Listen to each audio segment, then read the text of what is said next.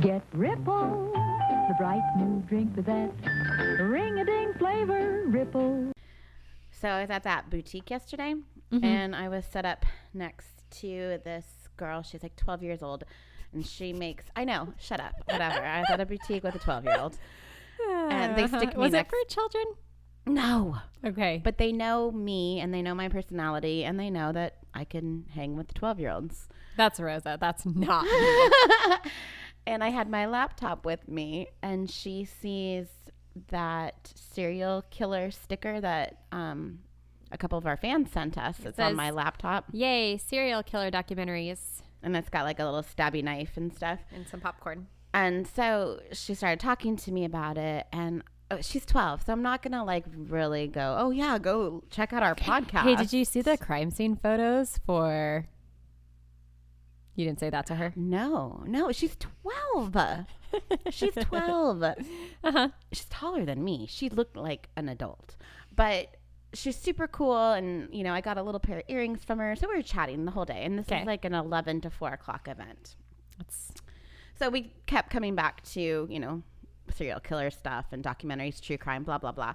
And she's like, yeah, I really like listening to AMSR true crime stories on TikTok. Yes. And I'm like, wait, what? And then she looks at me and she's like, wait, do you know what AMSR is? And I'm like, okay, yes, I am 43. Yes, I am. I go, yes, I know what that is. But like, do they like make sounds of the story? Yeah. The entire story like this. The whole story is just told in a very hushed tone. And lots of mouth sounds. And I was like, oh my gosh, I didn't tell her that, but I don't think I could do that. That would drive me bonkers. I referenced one of those stories for one of my stories. That was like one of my cited sources. With an AMSR? Yes. I don't remember which one it was, but it was one of the stories that was like very, very specific and had hardly any other information on it. But there was one video like that I listened to like 4 times, and she just whisper told me the entire story. Why though? And, you know, they have their acrylic nails and they... on the microphone. Yeah. Did you see my hands? Oh, no, I haven't seen it in person now. Isn't it pretty? But I did see when it was fresh, and you posted it on Instagram. Rosa has a really beautiful, intricate, what are those called again? Henna. Henna. Yeah, henna tattoo. It's pretty. Oh, shoot. I have our first piece of fan art for the Podloft. No way. And How did you not tell me immediately? Because I was going to bring it and surprise you with it, and now I just am going to tell you. So it's this rad. She's the coolest. Go out on Instagram and follow her. Her handle is Dirty Little Stitch. Oh, And I like that. She does dirty cross stitch. I love it. And wait, how did we get it? I was talking with her at the boutique. She's at the boutique. Oh. And I had to buy one for myself as well because I wanted one for my house. Is our first piece of fan art something you had to purchase? No, but that would be really funny. I would support it. I think if anybody wanted to send us fan stuff, I would definitely go and buy stuff from them. Sure. Without a doubt. 100%. No, it's I'm just following them right now. Yeah, she has some really funny stuff. Oh, that's cute. I bought a little cross stitch. It's got like these little flowers on the top and the bottom. And it says, "Oh my God, Becky." And I'm going to put it in the bathroom. That's so good. Oh, I love it. Isn't that funny? But the one I got for the Podloft. Can I guess? Oh, wait. Is this for your house or for... The "Oh my God, Becky" is for the bathroom at my house. Oh, okay. Mm-hmm. Okay. So the one that we have for the Podloft, it's cute. It's perfect for like the holidays, especially with our Starbucks and Trader Joe's. It says "Basic Bitch." Oh, that's appropriate. Yeah, I like it. I know, kind of cute, right? I like it. No, I like these. I'm scrolling through her. I know, there's some great Instagram ones right now. I was gonna guess when you said you got one for your house that you were gonna get this "Bless This Motherfucking Mess." Yes, that would be a good one too. Happy birthday, slut. Oh, I like that one too. And her prices are super reasonable. Well, and she's having 15% off. And she got a really bad review that she posted, and I'm all about it. It says something about like drinking tea with your grandma, and someone wrote something mean. Like, I would never give this to my grandma and blah, blah, blah. Your grandma's not as cool as theirs. So circling back to Trader Joe's. Oh, I was going to go today, but then I got a flat tire, so I didn't. Oh, no. I got a flat tire a couple weeks ago. Oh, yours was way worse than mine. I still made it home. Oh, no, I didn't. You had a full-on blowout. On the freeway. That's scary. That's not fun. Terrifying. Do you want a present? I don't know. What is it? I'm scared. I'm supposed to be on a really special eating thing. This is nothing you can eat. Okay, that's not... Wait, is this really for me? It is. Really? It's an early Christmas present. Oh, wow. It's a 12 Days of Beauty, a curated beauty collection. It's like an advent calendar, but it's all little beauty things. That's really nice, sister. I know. I got one for myself, too. Okay. So we can compare notes. Oh, yeah. We'll have to do it like well, we're not going to do it every day. Who are we kidding? I was going to say we'll have to like try it each day and then send each other our reviews. And I don't really understand how it works because it's 12 days. Yeah, 12 days leading up to Christmas. So it's not like December 1st. No. Okay. So you have to like count back. I don't know. That's a lot of math. Just open them when you have time. Just pick one. Okay, I have another Trader Joe's present for you. Okay. Do you want the mom cup? No, I do not want a mom cup. Or do you want the mermaid cup? Mermaid. It says I can drink like a fish. I'm a mermaid. Oh, that's cute. The mom cup is one of those, what's her name? Ray. Yeah. Okay, and you have some sparkling cranberry ginger beverage. Trader Joe's. Yum. That sounds delicious. I know. I'm so into the holiday right now. I want to go to Trader Joe's so bad. I have not made the time to do it. And today I actually had time. I was driving right past the one on Victoria. And yeah, I had a low tire alert. So I was like, you know, made it home safe. Just going to go home. I went to the one in Camarillo today. Nice. And I got a couple of the meltable hot chocolate snowmen. Oh, yeah. I've never had those before. Okay. When you do it, I haven't done it, but take pictures like as he's melting because it's horrific. And it's so funny. It cracks me up. Okay. There's because I'm a basic bitch, there's a Trader Joe's Facebook group where people do, no, thank you. Oh, that one's for you. I'm still not drinking, and I'm not pregnant, by the way. I wish you were. Oh, gross. Parasite. All right, I didn't put any vodka in yours. Thank you. Should have done that ahead of time. Definitely not. Okay, horrific. Snowman melting. Oh, yeah, they're just really funny pictures.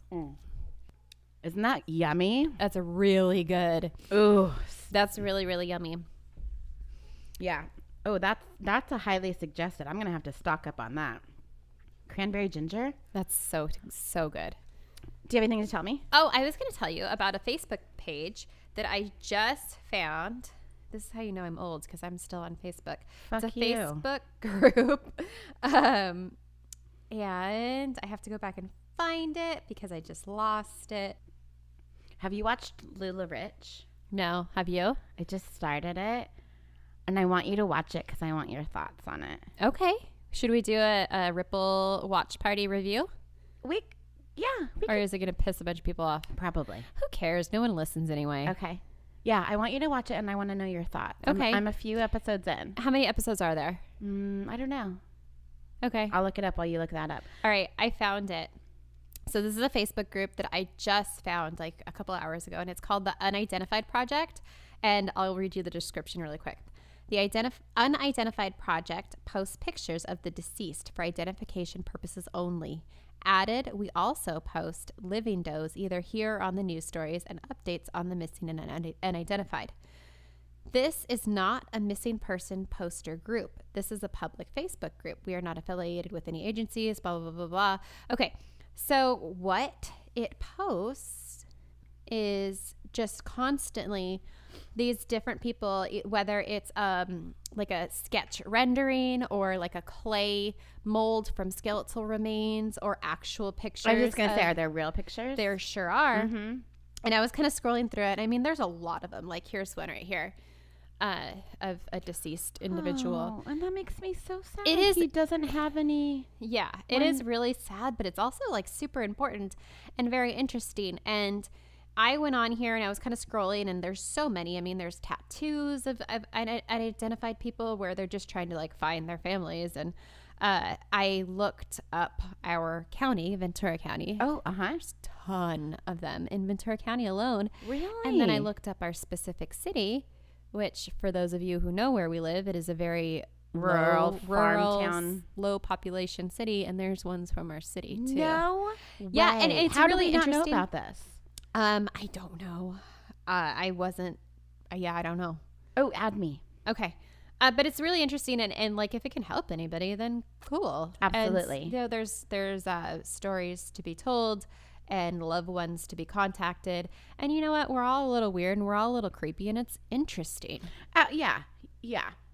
One of our most popular episodes is the Kyle Britton episode, who is still missing.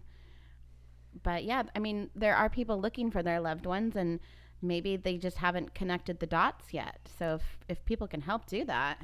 Yeah, so check it out. It's very fascinating. And say the name again.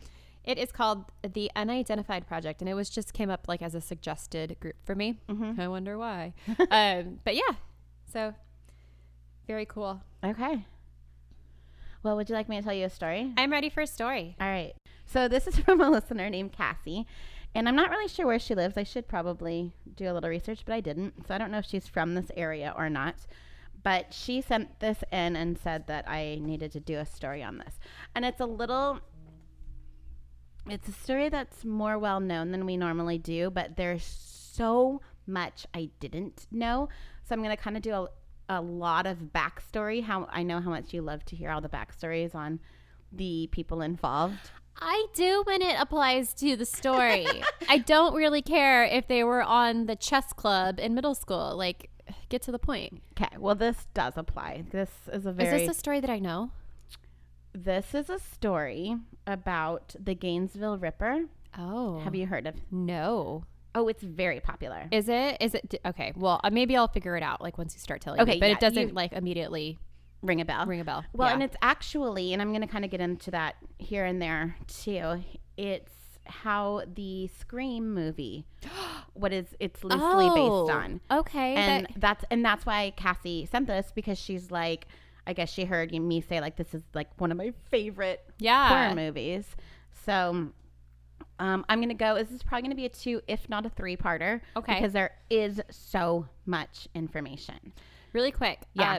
You called this, it's Gainesville Ripper. Is it Gainesville, right? Gainesville. Mm-hmm. Gainesville Ripper. Do you go into, or do you know like what makes somebody a ripper versus just a serial killer, or just like a whatever? How do you become a ripper? Like, do you have to gut people? Am I getting way too deep, too far? Like, is that I mean, maybe it's just like a media given name. Like, maybe this sounds way better than Gainesville Murderer, or Gainesville Stalker, or Gainesville, the Ripper. I don't know. That's a good question. Well, we'll get into it. There's ripping involved. There might be ripping involved. Ripping and tearing. But do you know what makes a person a serial killer? To be classified as a serial? I think so. You have to kill, what is it, like a minimum of 3 people with a cooling off period in between? Yeah, pretty much. Is that, I don't know if my numbers are right. I think it's 3, and I think it's 2 or 3. I don't know. I feel like we should know that. I think I'm going to say 3. Okay, we'll go with 3. Okay. But yeah, you have to have a cooling off period. You can't just like go in and take out a bunch of people. Yeah, that's like a mass murder versus correct. Okay, so here's a couple sources. Okay. Biography.com, ABC7 Chicago, Ranker, Oxygen, YouTube, Nerdist, which I love, nerdist.com, so good. maamodt.asp.radford.edu, All Things Interesting, IMDb, and there's some more that I'll get into in the later episodes. So, I mentioned this is about Scream, the movie. One of my favorites. Came out in 1996. It was rated R. It's a horror mystery. Do you remember that movie very well? I remember the mask. I remember the popcorn. I remember that there was one girl in it. I don't remember who the actress was or even what character she was, but she had short blonde hair. Drew Barrymore. Was it Drew Barrymore? Yes. Okay. And my sister at the time was like, oh my God, Angela, you would look so cute with short blonde hair like that. And I had blonde hair already, natural blonde. And I was like, no. And a couple days go by. Angela, you really would look so cute with that short hair. Come on, I can do it for you. It's like a super easy haircut. I don't remember this at all. And eventually I got to the point where I let Rosa cut my hair. Probably with kitchen shears. To look like Drew Barrymore. And I did not look like Drew Barrymore. I looked more like, I don't know, any boy from the 90s who had hair just long enough to tuck behind his ears. We'll have to find some pictures. I'm thinking right now, I do have a picture that used to be hanging up in the hallway. Bangs, though. No, it was like bangs. a bowl cut. No, not like a bowl. Was it like a bowl? It was like one length. Yeah. All the way across, just in the back. below my ears. Yeah. It was awful. Shut up. It was so bad. It was funny. Anyways, so it has a 7.3 out of 10 on IMDb, a 79 on Rotten Tomatoes, and according to the Google users, they give it an 84% that like it. Okay. I did watch it again just to refresh my memory, and it holds up. And you were going to give me your password to watch it. Yes. And you never did. All right, I'll give it to you. You have to watch it. I can't now. Why? Because I'm like, I don't know if I want to tell the listeners because I might get murdered, but I'm home alone for like the next 2 weeks. Oh. So I'm not going to watch it. I'll watch Lula Rich instead. Watch it. It's 4 episodes. I looked into it. Okay. So I'm going to read you some of the names that appear in this movie that have either like make a kind of a cameo or have like a decent role. So there's Drew Barrymore, Neve Campbell, who apparently you have no idea who that is. You need to look her up. Skeet Ulrich, who I had the biggest crush on in the 90s. Like I had him. I know, Skeet. Skeet. Look him up. Skeet. He was like on the front of my binder, that had like the clear pocket. I had like a picture of him from like Teen Tiger Beat or something. I don't even know. Oh man, he is so pretty. Courtney Cox plays Gail Weathers. I know who that is. Mm-hmm. Rose McGowan. Nope. Yes, you do. Oh, okay. David Arquette. I know who that is. Jamie Kennedy. Yes. Wes Craven makes an appearance. Oh, yeah, we talked about that. Fred, the janitor, like Fred, and he's totally wearing like the striped shirt. And Henry Winkler from Happy Days? Yeah, Happy Days. Yeah. He's the principal. And fun little fact, he actually went uncredited in the movie because he didn't want to take away from like these new up and coming actors and actresses. Weird. Yeah. Okay. So I don't know, just kind of, and he has a decent role. He's like not just in one scene. He's got quite a few scenes. He actually gets gutted. He gets ripped. Mm-hmm. So this is from IMDb. It says Wes Craven reinvented and revitalized the slasher horror genre with this modern horror classic, which manages to be funny, clever, and scary as a fright-masked knife maniac stalks high school students in middle-class suburbia. Craven is happy to provide both tension and self-parody as the body count mounts, but the victims aren't always the ones you'd expect. So that's like if you were going to go to like the movie rental place, like that's what I feel you'd like. Read on the back of the box. Mm-hmm. Yeah. So the way this movie kind of came about, it was in March of 1994. There was this actor and screenwriter named Kevin Williamson, and he just totally became engrossed in a news program about this drifter guy who was terrorizing the town of Gainesville, Florida. And there was 5 college students that got murdered over 3 days in August of 1990. So when he writes this screenplay, a lot of his inspiration and some references are true facts from the Gainesville story. Okay. So we're going to start in the back from the beginning. This is the Wait, what? I'm so confused. We're going to start in the back from the beginning? Yeah. We're going to start at the beginning. That's a very good place to start. So there's this lady named Claudia, and she married this guy named James Rolling when she was 19 years old. James was a local police officer and a decorated Korean War veteran. 2 weeks into their marriage, Claudia found out she was pregnant. This news infuriated James, who began to beat his pregnant wife. Danny Harold Rolling was born on May 26, 1954, in Shreveport, Louisiana, following a difficult delivery, which the doctors had to use forceps. Ouch.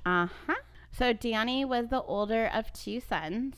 Following Danny's birth, James was verbally abusive to Danny because James did not want any children. Danny was around like a year old when his father beat him for not crawling correctly. Oh, that's going to help. His little brother, Kevin, was born in 1955, and the verbal and physical abuse only worsened towards Danny. The boys were never allowed to celebrate their birthdays or holidays, and weekly, if not multiple times a week, they would receive physical and verbal abuse from their father. And all during this time, their mom, Claudia, was also being abused. Lovely. There were times when Claudia tried to leave her horrible, abusive marriage, and one time she actually did stay away for almost 6 months, but her husband would just convince her to go back. He promised he was going to change, and she had 2 little boys that, needed some financial help and support, so she would go back. There's like some sort of statistic about that where it takes like a abused person like 7 attempts before they can finally get away. Break free. On average. Which is pretty disturbing. That is really sad. I don't know how they would even come up with that statistic, but I heard it. Well, unfortunately, some people don't make it to the 7th time before their life has ended because the abuse is so bad. So I wonder how that statistically plays into effect. Couldn't tell you. Nope. When Danny was around 4 years old, he tried stealing a candy bar, but was caught by his parents and made to return to the store and apologize to the owner. It seems appropriate. 100% respect that decision. But as one of his punishments, he was tied up. The act of being tied up as a punishment occurred around 6 times in a 6-month time frame. So his dad used that as a pretty severe punishment. When James would come home from work, Claudia tried to make sure that the boys were already fed and out of the way, trying to protect them. Yikes. If they were to eat together, the meals were usually full of negative comments about how they weren't sitting properly or holding their silverware the right way. He even insisted that they breathe a certain way. How do people get like that? To that extreme? Yeah. Just a lot of anger. Oh, I don't know. I mean, he had something wrong with him. I mean, that wasn't being addressed. Clearly. So the children would come to the table in fear if James was at home. Okay. There's a major trigger warning on this next paragraph. Oh, God. How does it get worse than that? James apparently found a puppy one day. No. And he decided to take the dog home. Why? Danny loved this puppy and took it everywhere with him. But James began to beat the dog. No. So this is actually like confirmed by some of the neighbors when they go back and interview. I was going to say, like, how do they know about this? Yeah, there's a lot of like confirmation of stories. Okay, but then at the same time, doesn't that make it even worse? Because now you're confirming that people knew all of this abuse was going on, yet no one intervened. And that's something that I absolutely want to talk about, because there were so many people that knew about the abuse that was happening in this household that I feel that failed this family. Ugh. That, I mean, it's just maybe because he was a police officer, they felt more scared to report something and like it wasn't going to be taken seriously, but it doesn't matter. It does not matter. So on that happy note, James began to beat the dog. This was confirmed by some neighbors as well as Danny. One day, James beat the dog so badly that it succumbed to its injuries in Danny's arm. That's disgusting. Danny was held back and told to repeat the 3rd grade when he had too many absences. And some sources say that he was out sick a lot. My brain, of course, goes to maybe he was like injured or had black eyes or something and needed to stay home to heal. Or like if his mom was keeping him or somebody was keeping him home to cover up the injuries like that. Because at that point you would think that school would be an escape. And you'd probably want to be go there. It's a safe place for him to go. So, and then again, okay, clearly this kid is getting like the crap beat out of him. Unless they were keeping him away the entire time that any wounds were visible, you would think that there would be a teacher, a counselor, anybody there at the school that would say something, step in. I mean, unless he... What year was this? In the 60s. So, I don't know. I mean, maybe he was beat in areas where, like, long sleeves or pants or something. I don't know. But, I don't know. I agree. I feel like the teachers, again, are someone that failed this kid. So, Danny was held back and told to repeat the 3rd grade. His counselor had documented him with, quote, suffering from an inferiority complex with aggressive tendencies and poor impulse control. So, it was also around this time that his mom had a nervous breakdown and she had to be hospitalized for a period of time. So it kind of goes without saying that, like, Danny's father refused to, like, hug him or show positive affection towards his sons.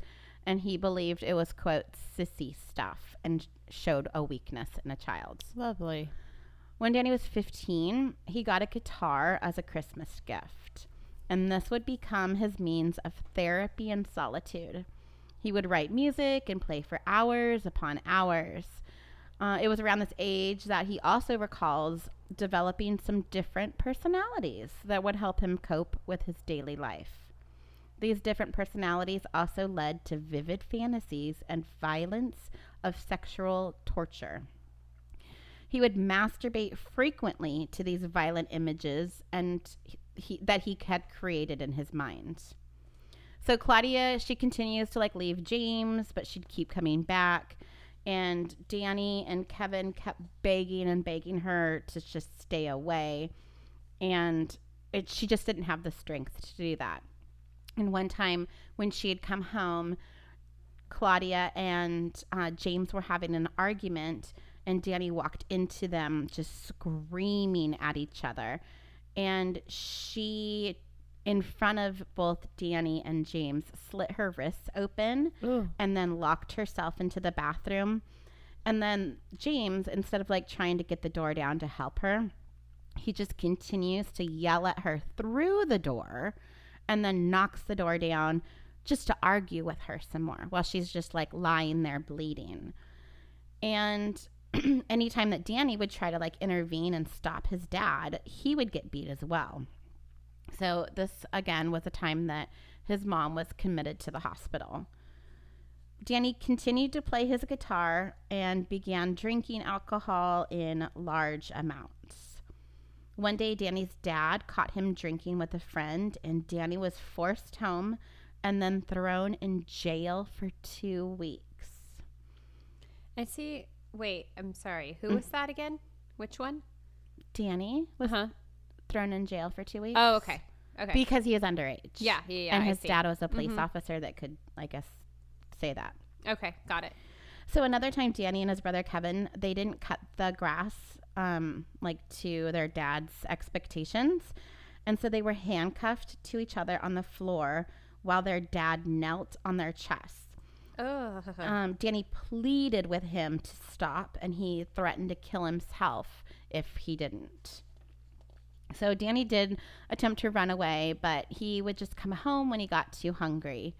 He was also kicked out of his house for getting into an argument about wearing jeans to church, but his mom snuck him back into the house later that night. His dad had beat him with the buckle end of a belt for not getting a haircut, and with the whole haircut thing, I guess he was like, school was starting or something, and he wanted him to have like a nice haircut for the beginning of school. So he's like, beat the crap out of him. and then made him sit down and just shaved his head as a punishment. And then, of course, he goes to school, and the kids just harass him and tease him about having a stupid haircut. How old is he now? He's in high school, 15, 16. Okay. Danny, around this time, got a glimpse of his neighbor naked and began peeking into her windows. And her parents caught him twice and then told his dad. Oh, no. Who then, of course, beat him up. Close your windows. I mean, I don't condone peeping, but you know what I mean. Yeah. Danny, he did get a job working at Dairy Queen for a while, but he had to quit after about a week because his grades got so low. It's just he gets these like little peaks of happiness, and then something just crashes down on him. Yikes. He started hunting and killing animals, including shooting a snake, and then he got arrested again for intoxication. That's like an odd little detail. That he shot a snake? Yeah. Well, I think it's maybe he didn't. Yeah, I don't know. That wasn't a couple though. Maybe because why is that important? Because snakes are hard to shoot. Not necessarily. I don't know. It's just strange. How many snakes have you shot? I have not shot a snake. I did witness a snake being shot. I've witnessed a snake being shoveled. Sliced. Yeah. Mm-hmm. So he dropped out of high school, but he took the exit exam. He wanted to sign up for the Navy, and he told his dad that if his dad didn't allow him, he was going to run away and never come back, which is kind of funny because it's like his dad probably wants that to happen. Yeah, but also his dad probably wants ultimate control. Right. And if he like lets him go, then he can't control him anymore. And I guess he was underage and needed parent approval. Yeah. I'm not really sure. I was thinking this whole time, like, okay, as soon as you get the opportunity, just like get Bolt. away. Join the military, something that is going to give you a little bit of money in your pocket and go far, far away. Mm-hmm.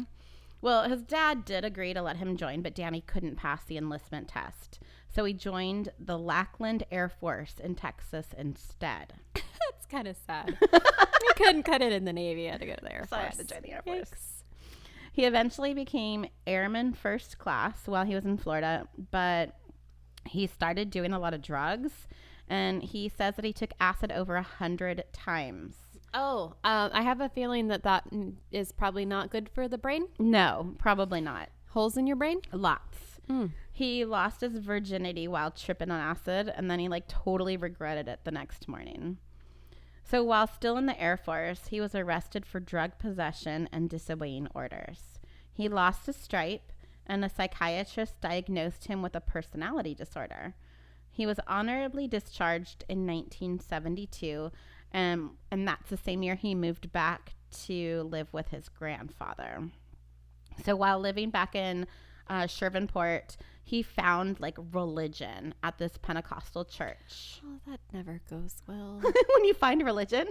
Not in this particular situation. I feel like those combination of things just don't ever work out. What do you mean, taking acid and going to church? I just feel like that's the beginning of a lot of cult leader stories. Well, And I don't think that that's how this went, going by Scream, but who knows? Maybe there's a lot more to it that I didn't know about. he got super involved in church. He was like involved in a bunch of the programs. I mean, more often than not, people who find Jesus live great, wonderful, happy lives rather than starting suicidal cults. But I'm just saying, like the ones that we hear about. The ones that we research. Yes. The ones that we hear stories of. While he was like involved in this church, he met the love of his life, Omatha Ann Halko. And her name is like a O with an apostrophe, Matha. Like O'Connell or O'Brien, yeah. or like a Irish name, but that's her first name. So her name's Omatha. I think it's kind of cool. So Danny and Omatha were married on September 6, 1974, and less than a year later, their daughter, Kylie Danielle, was born. Danny's now working 2 jobs, and he's starting to feel a little overwhelmed about the responsibilities he had as a husband and a father, and he starts drinking and smoking weed to cope. He also decided to leave the church and started disappearing for days at a time, not telling Omatha where he would go. Omatha started to kind of get a little afraid of Danny. He starts threatening her verbally and telling her that he was having visions of demons Jesus, UFOs, and ghosts. Wow. I mean, that's a lot of visions right there. I feel like that could be something on one of those velvet black light posters. Demons, Jesus, UFOs, and ghosts? Yes. While you're tripping on acid. There it is. So things got so bad in their relationship that Omatha called Danny's parents. Like, really? You're married. But whatever. And I'm going to call your mom. Considering the circumstances, like, what? Well, so she calls his parents and said, like, hey, your son isn't going to work anymore.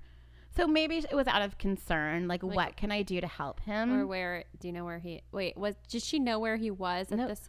Because he was on a Jesus vision quest, right? No, he stopped going to church. He's just seeing the visions of Jesus. Well, that's what I mean. Yeah. But like, is he still, like, he leaves for periods of time, but is he still coming back? Or is she like legit worried about him going missing completely? I don't think she's really mad that he goes missing. I think she's mad that he stopped going to work and bringing home a paycheck. So the way that they dealt with with Danny, was that James came over and put a knife to Danny's throat and told him to get his shit together. Okay. I mean, that's one way to take care of it. Can you imagine Dad coming over and telling us that? Sure, actually. Or Mom. More likely Mom. Yeah. So in 1977, Omatha and Danny's relationship continued to get worse. He was brought home by the police for peeking into windows. Omatha threatens to leave him, and he responded by holding a gun to her head and telling her he would kill her. When he found out she was having an affair, he got his gun out and said he was going to kill himself. She begged him not to, but she also filed for divorce soon after. This time, Danny was 23 years old. So it's just nice, at least, that kind of behavior isn't being duplicated. Like, Omatha had the strength to get her and her child out of a bad situation. Yeah, that's which improvement. Is maybe the only good that you're going to hear in this story. Oh, good. So Danny committed his first rape while living in Sarasota, Florida. Janet Frake, who looked very similar to his ex-wife, was attacked in her home on August 5th, the best day of the year, 1990. Danny snuck in her home through a bedroom window and attacked her with a knife.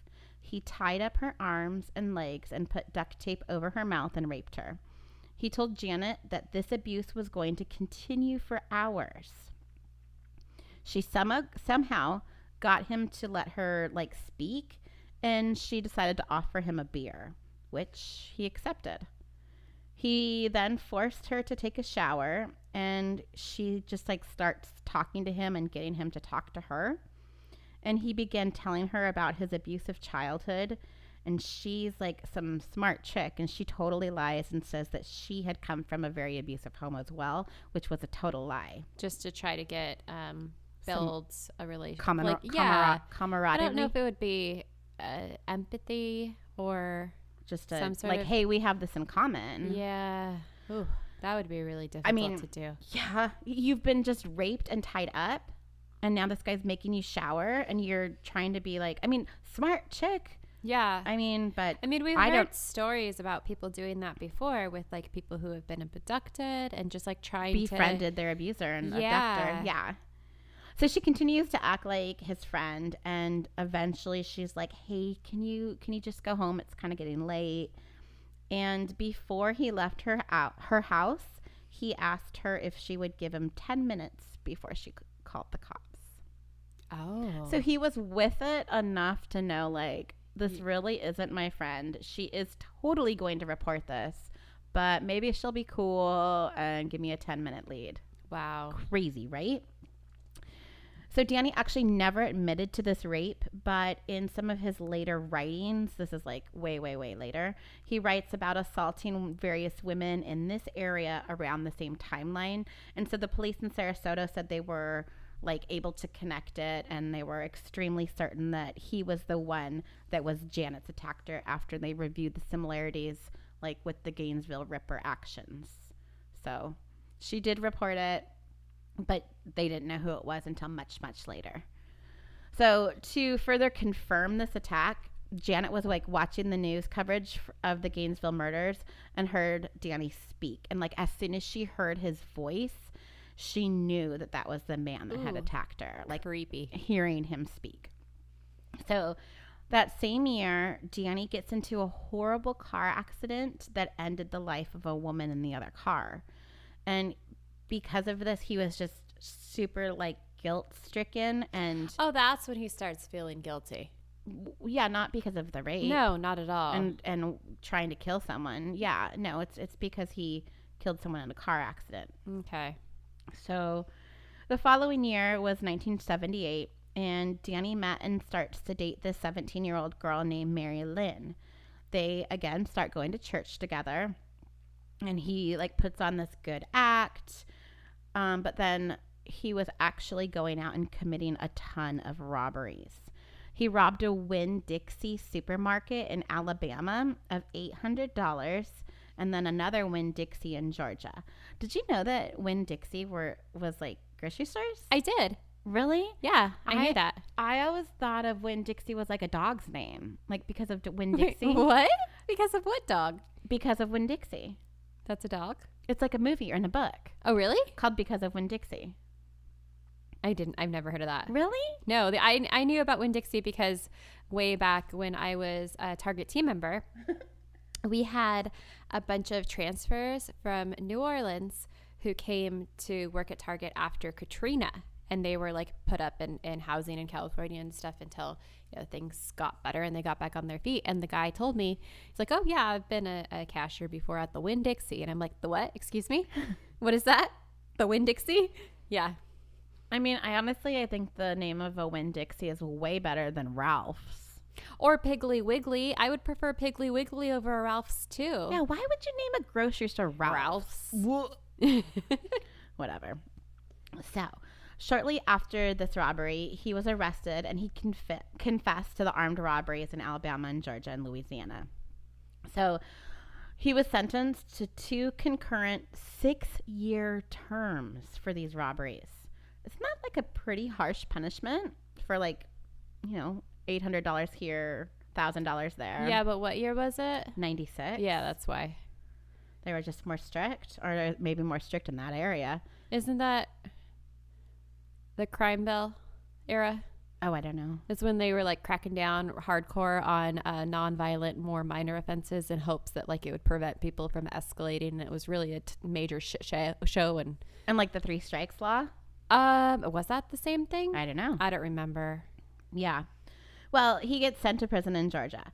And about 2 months into his sentence, he was like in this road gang, which is like when they're like working on the side of the road. Like the chain gang, but not a chain gang. This is on the road. Yeah, for sure. And they're chopping down trees. So he takes off, like trying to escape. Jeez. Mm-hmm. That's kind of funny. But he stopped when an officer fired a warning shot. He was moved to another prison, and depending on what source like you read or hear, he either killed or tried to kill a prison cat by throwing rocks at it. Why? What? Like a little prison cat. Like it's bringing you some joy. But yeah, you're going to take a rock and try to bash its head in? The prison cat would be the only friend I would have in prison. You'd be friends with Crazy Eyes. Oh, that's true. I would throw my cake for her. No, pie. My pie. I'd throw my pie for you. After 6 months in Alabama, he was extradited to go to trial for another robbery he had committed the previous year. So his lawyer sent him to a mental institution, like saying like, dude, this guy's crazy. He can't be tried as like or like trying to get him off on like, what's that called? Like, wait, explain. Okay. So his lawyer sent him to a mental institution. So his lawyer's trying to like get him like a lesser charge, like deeming, probably not deemed insane, but like not mentally competent enough to be responsible for his own actions. Okay. So that's what this lawyer's trying to do. He sent him away for 6 months, but the doctors there like deemed him sane and they sent him back to the jail. He tried to escape again, and he was sent to the hole for weeks at a time. and the hole's like solitary. Oh, yeah. That'll make somebody perfectly sane. Yeah, it's a smart thing to do, right? Right. Uh-huh. That's something to do with a person who's potentially already crazy. Send them to a hole where there's no windows, no light, no people. I think they might have light, right? Well, no. I don't think they're like in a literal hole. But like natural light. They probably have like a I see light what you mean. Yeah, bulb. yeah. Gotcha. Yeah. So he gets moved again to another jail in Alabama to finish up his time. So his time is coming to an end. But he escapes again when taking the trash out to the dumpster. Okay, maybe don't give this guy outdoor duties. He was like don't let him go pick up the mail. Like, might not be the best idea. No, take out the trash. And he took off. He was caught 3 days later in Louisiana. So he's not very good at playing hide and seek. Well, he went from Alabama to Louisiana in 3 days. I mean, I don't know where that is on a map. But they might be touching for all I know. Yeah. We need our big map in here. In 1984, he was released from prison and went back to Shreveport to see his mom and his dad. What's happening? Well, he really loves his mom. He does. Okay. He genuinely cares for his mom. But I just feel like he's making a lot of poor decisions. Well, no, they never started out good. Okay. What happened to his kid? He doesn't see it. Her. Oh, that's probably for the best. Yeah. Good question, though. Yeah, I'm going to give you a point for that. Thank you. I was paying attention. Yeah. So he goes back to Shreveport. I don't know. He goes back to see his mom and dad. Okay. To that place. And him and his dad get, of course, again, into a huge, huge fight. And he, needs to blow off some steam, so he goes out for a walk. That's when he sees a girl. And he stands outside her house, watching her for hours. He breaks into her house, and as he was attempting to rape her, she starts to cry. And he felt bad and stopped. So the two sat and talked. They drank coffee. Okay. They sang songs. Uh-huh. And then they had consensual sex. What songs do you think they sang?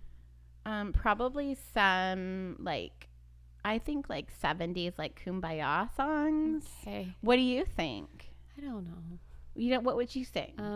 With Well, some man that broke into your house and tried to rape you. Let me tell you really quick. It would be the All for One, I Swear, #1 hit single of 1994. Fuck. Oh my gosh, I almost spit that everywhere. Well, this is 1984, so it couldn't have been that. Wait, I thought it was the 90s. You'd be a time traveler if that was the case. I thought we were in the 90s. Didn't we just talk about the 90s crime bill, the 94 crime bill? Yeah, but that was later. Wait. No. What? You have to focus here. Okay. All right. 84. What was the song? Okay. Do you have any guesses? No. Something by Neil Diamond? When Is that Doves the 80s? Cry, Purple Rain. Oh, that's a good one. Yeah, I bet it's something by Prince. Yeah, good, Yep. good one. So they sang these we're going to songs, hell. and they had. Can that be a new game we play? What song was playing in the background when this horrible crime happened? Oh no! And it's gonna not that we're listening. Well, I don't know. Some people still really like to listen to that, but these will ruin these songs forever. Mm-hmm. So they decide to have consensual sex. I don't believe that it was consensual. No, not at all. No. She drove him home though. Hey, let me give you a ride home. Please get out of my house faster. Danny left town that night because he thought that this girl was going to call the police and he'd get arrested again. You think? Well, and also, who's telling this story? Because I'm sure his perception of that evening was a lot different than hers. Well, yeah. And to cross-check your references and stuff to see what she said, he said. Yeah. Mm-hmm. I have a feeling this is coming from him. A lot of it is, but a lot of, like I said before, a lot of it is confirmed with other people. Okay. So check out this part. Are you ready?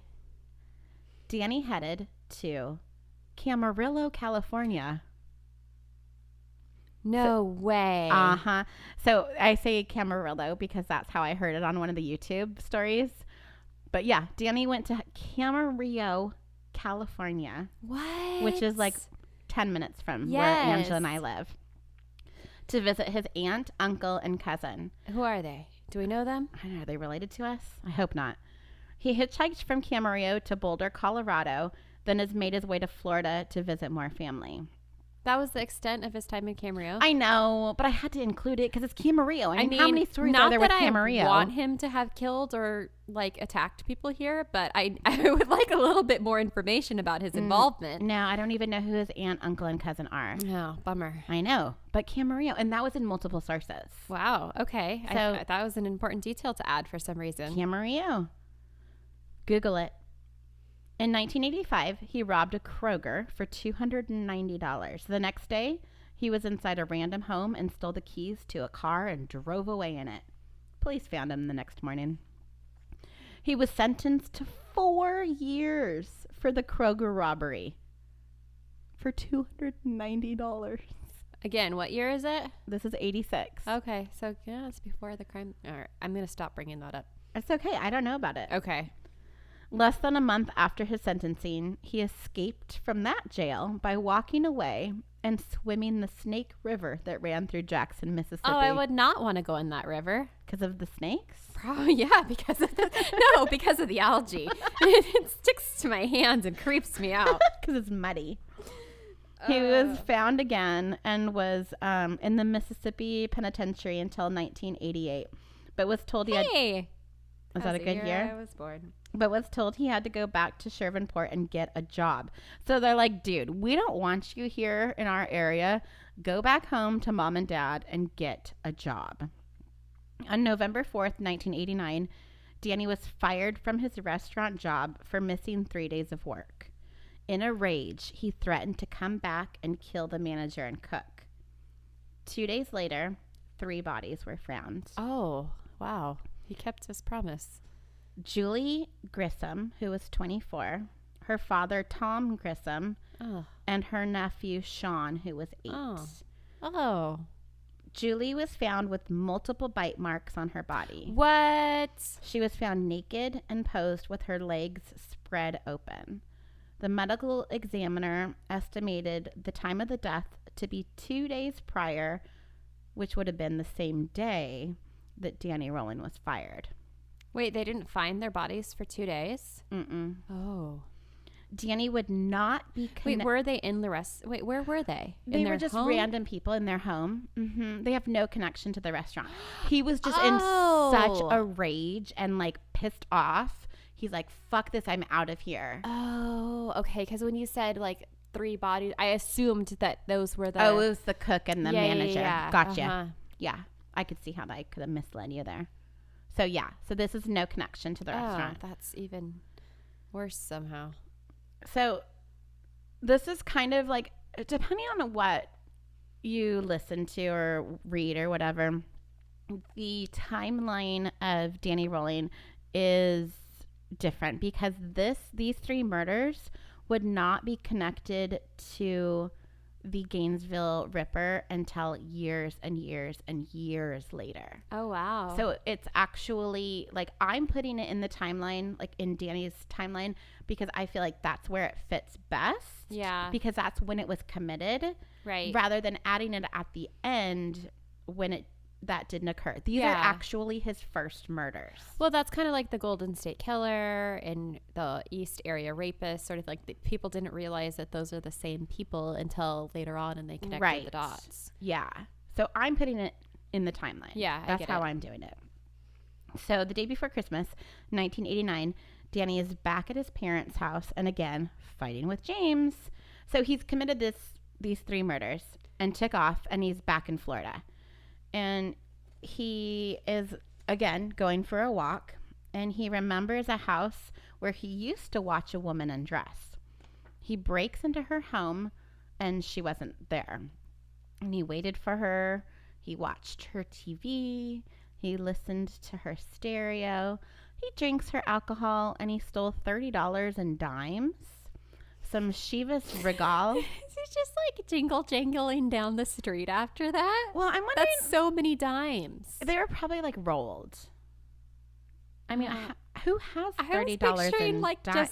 just like cargo shorts, full of dimes, full of dimes, like in all of the pockets. He busted like her piggy bank and just took the dimes.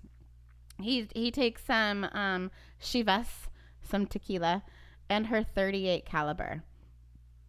Danny, like, he actually stays out of trouble for a few months. But by May, he was fighting again with James. And he shoots him in the stomach and in the forehead. James actually survives, but he loses the sight in one of his eyes. So for someone to be shot in the stomach and shot in the head and survive is pretty... And what did you say it was? What was? The gun? A .38. Oh, okay. Yeah. He lost, like, part of his ear. I would think that would leave a pretty big hole in you. Yeah. Danny takes off to Kansas, and then he goes back to Florida. He breaks into a man named Michael Kennedy's house, and there he steals 2 handguns and, like, the ID papers for his deceased son, Michael Kennedy Jr. A couple days later, he robs a Westwood United Superstore of $1,661. And as he leaves, he's like, there's like a recording of him saying to the people like that were in the store, like, thank you, God bless, please pray for me, God knows I need it. This was like surveillance cameras? Yeah. Wow, I'm kind of impressed. I feel like cameras today are pretty shitty, and they got that back in the 80s. Oh yeah, we're late 80s now. Yeah. So a short while later, Danny returns to the same Westward United Superstore and steals another $2,001. So with his stolen money and the stolen ID of Michael Kennedy Jr., he hops a bus to Sarasota, Florida. He checks into a hotel using the name Michael Kennedy as his alias. And he like just keeps like stealing from houses and convenience stores. He actually steals another car at one point. But where I'm going to actually stop tonight's story is him setting up camp in the woods about 2 miles away from the University of Florida. Oh. And that's, if you watch the Scream movie, I'm going to make you do that before we record again. Okay. It kind of opens into like a wooded like scene where it's like, you know, you see all these trees and stuff in the background. Woods? Yeah, I guess those are called woods. Where there's lots of trees, where trees grow. Yeah. So that's my story so far. So did I kind of throw you off at the beginning thinking that the dad was going to be the bad guy?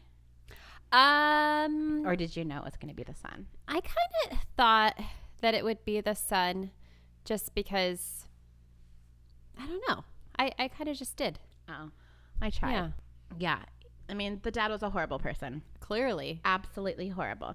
But I kind of wanted to throw you off a little bit. Just that the dad was so terrible.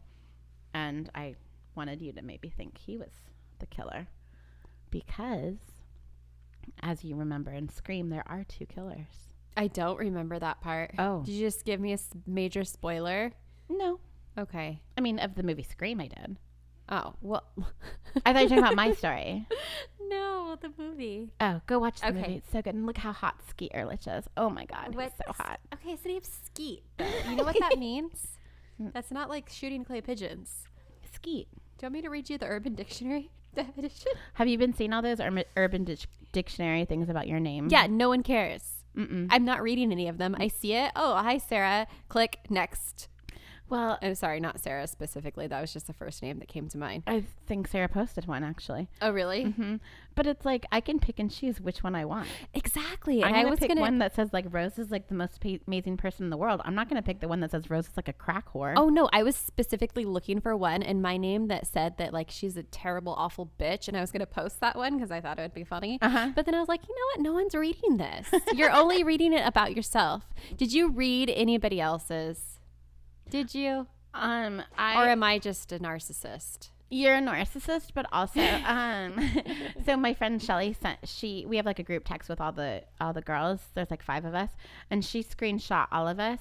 But we also, one of the girls on our like text group is named Karen. So she sends like a really nice one about Rosa and a really nice one about Shelly and Julie and Amber. And then she does one about Karen. And it's like this middle-aged white woman with like a bad haircut who wants to speak to the manager. And so funny. It was kind of funny the way she did it. Okay. Now I feel like an asshole. I'm sorry. If you posted one of those, I hope it brought you joy. And I don't think lesser of you, and I'm totally lying right now. She doesn't give a shit about your Urban Dictionary name. Care. I really don't. Okay, tell me about Skeet. It's not funny. Like, it's literally, it just says, literally means to ejaculate on someone or something. Oh, is that you didn't know that in the song? Okay, let me play you the song. That'll be way more entertaining. You really didn't know that that's what skeet meant? No. I just thought it was a fun word to say. What do you think Lil Jon was talking about? We jacking off in this club tonight? I think I'm listening to the words for the first time right now.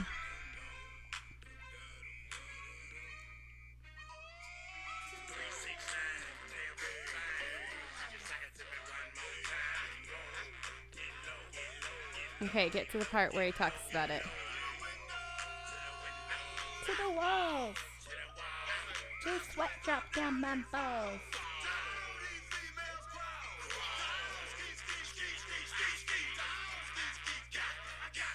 No, I had no enlightened. No, I had no idea. I just thought he was saying words. I mean, they are words. That's true. No, I did not think that skeet had any meaning. Who's the skeet guy? Skeet Ulrich. He's so pretty. What's his last? Wait, Ulrich? Mm-hmm. I've never even heard of Ulrich. There he is. Oh no! No. Really? No. I'm gonna put it on Instagram. I'm gonna put it on Instagram as a hot or a not, and we're gonna have people vote. Okay? What? No. Mm-hmm. So pretty. Okay. 2 truths and a lie. Scream edition. Yay. Okay. Number 1.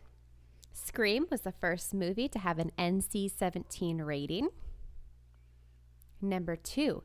The original voice actor behind the killer was the voice of Mojo Jojo from Powerpuff Girls. Or number 3. The original title for the movie was Scary Movie. Those are really good. I am going to go with number 1, the NC-17. You got it. How'd you know? Because there's nothing in there that should be NC-17. Well, it's rated R. I do know that. Oh, well, you did just watch it. Yeah, but there's no NC-17-ish stuff.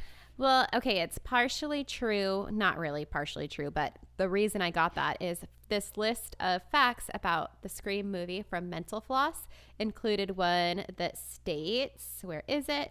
It was initially slapped with an NC-17 rating. The film was originally given an NC-17 rating by the MPAA for being too gruesome, and despite the fact that Craven initially refused to cut anything, the movie was edited and resubmitted by the studio 9 times before it was given an R rating. Really? Yep. Huh. I mean, it's gory, but it's not. Like I said, it didn't bother me when I watched it. Oh, really? But I love that movie so much. I hate saying that I love a horror movie, but I really do. I like horror movies. And it's got comedy element to it. Like, yeah, it's. I mean, you know, it's got Jamie Kennedy and. I'm gonna have to go back and watch. I really don't remember that much about it at all. It'll all come back to you. That's another like Celine Dion song, right? Yeah. For the background. So the original title really was Scary Movie. The original title was supposed to be Scary Movie, but it was changed to Scream by the Weston brothers.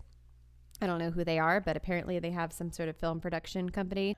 Harvey Weston was listening to Michael Jackson's song Scream in his car with his brother Bob. They both liked the title for the horror movie. Partially inspired by a real-life story, which we're learning about right now. The script sparked a major bidding war. Don't really care. When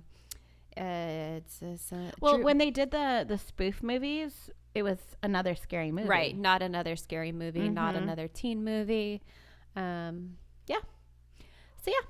If you want to learn more about fun facts that I don't care to read, check out Mental Floss. Thanks for that. And I'm glad I finally got one of the 2 truths and a lie right. Okay, so next time we will do part 2. Okay. Of the Gainesville Ripper. I'm ready. I'm going to try to get it done in one session, but there's a lot after the killings that occurs. Oh.